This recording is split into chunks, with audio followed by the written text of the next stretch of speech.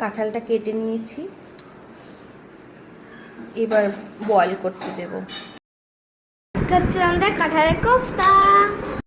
মা এখানে বানাচ্ছে, যে এখানে মা বানাচ্ছে কাঁঠাল কোফতা। কাঁঠাল কোফতা কি মাকে তুলবো? এই যে দিদা। আর এখানে হচ্ছে বড়া ফ্রাই হচ্ছে এখনো। এখানে আরো কটা বড়া ভাজা হয়ে গেছে। ওয়াও। এবার কোফতাটা তুলে নিব, ভাজা হয়ে গেছে সব, এখানে আছে।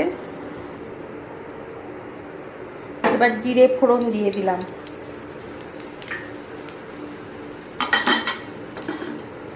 সাথে শুকনো লঙ্কা, তেজপাতা, এলাচ আর দারচিনি।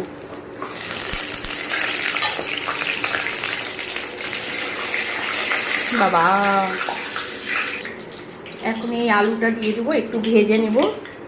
আমি একটু আলু অ্যাড করলাম, অনেকে আলু দেয় না, আমি একটু আলু অ্যাড করেছি, অনেকে আলু দেয় না। পরিমাণ মতন হলুদ,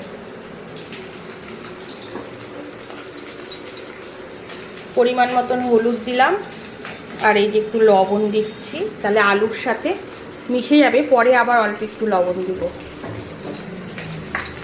এখন আলুটাকে একটু ভেজে নিই।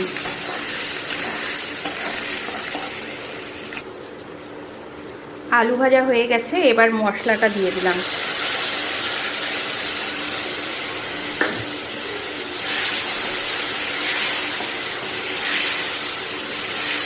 মশলাটা একটু কষাতে হবে। আপনারা চাইলে টমেটোও দিতে পারেন, আমি তো দিই। আমার মশলা কষিয়ে জল দিয়ে দিয়েছি, এবার কাঁঠালের কোফতাগুলো দিয়ে দিলাম।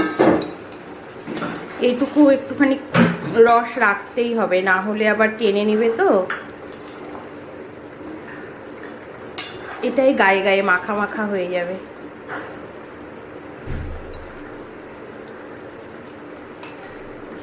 একটু হয়ে গেছে, এবার গরম মশলাটা দিয়ে দিলাম। চাইলে একটু ঘি দিতে পারেন, কেননা সবাই তো আর ঘিটা খায় না, প্রেশার আছে অনেকের, সেই জন্য ঘিটা ইয়ে করে না। ঘি দিলে ফ্লেভারটা ভালো আসে। তো আপনাদের কারো যদি ভালো লাগে রান্নাটা, অবশ্যই করে খাবেন। আলটিমেট আমার কাঁঠালের কোফতা রেডি।